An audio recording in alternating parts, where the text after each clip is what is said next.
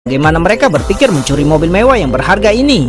Mereka mencongkel kaca dinding. Mereka berencana menggunakan derek untuk menurunkan mobil mewah tersebut. Saat sopir derek di atas menekan tombol, di bawah kendali instrumen, mobil tersebut dengan hati-hati turun ke bawah dan segera mencapai lantai yang mereka tentukan. Rekan pendamping di bawah menunggu. Mereka berdiskusi melalui HT dan kemudian para rekan itu memasang tali pada rangka baja. Saat ini perampok memanjat tali dan bersiap untuk masuk ke dalam mobil untuk melaksanakan rencana selanjutnya. Namun ketika semuanya berjalan lancar, tanpa diduga rekan tersebut tiba-tiba terpleset dan bergelantungan di mobil hingga ketinggian 10.000 meter.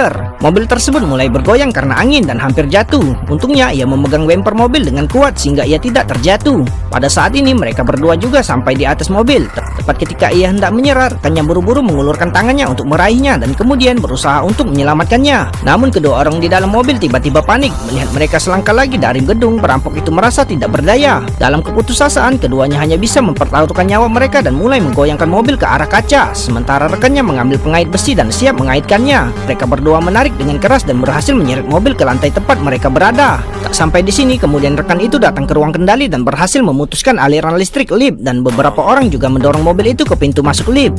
Pada saat ini seorang wanita tua tiba-tiba muncul. Untungnya setelah penjelasan itu pihak lain tidak menyadari ketidaknormalan itu. Kemudian semua orang bekerja sama untuk mendorong mobil itu ke poros lift. Tapi tanpa diduga ekornya tersangkut di atas dan beberapa orang mulai panik. Untungnya mobil itu diangkut masuk dengan cepat dan kemudian mulai turun perlahan di sepanjang lift. Namun pada saat ini lift tiba-tiba berhenti dan tanpa diduga pemilik mobil tersebut berjalan ke dalam lift. Pada saat ini mereka hanya bisa memaksakan diri untuk berhenti bernapas. Namun wanita asisten itu merasa seperti ada yang aneh.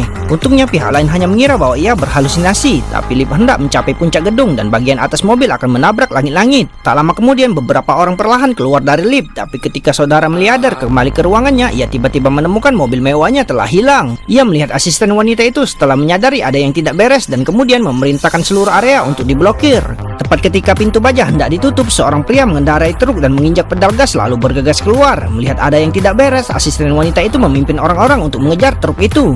Tapi pengemudi itu terus melaju kencang mengabaikan keramaian di jalan. Namun tak lama kemudian polisi tiba di tempat kejadian dan menghentikan truk itu di tempat. Pengemudi terpaksa mengerem dan ditangkap di tempat. Ia mengira mobil mewahnya berhasil ditemukan, tapi ketika miliarder itu dengan cemas membuka bagasi, ia menemukan tak ada apapun di dalamnya. Jelas mereka telah jatuh ke dalam perangkap. Pria pembawa truk itu hanyalah untuk memancing para perampok menyembunyikan mobil itu. Dan semua rekan yang ada di dalam gedung ditangkap untuk diinterogasi. Namun tanpa ada jam bukti, mereka semua dibebaskan. Tanpa ada yang menyadari jika mobil mewah tersebut disembunyikan di dalam kolam renang.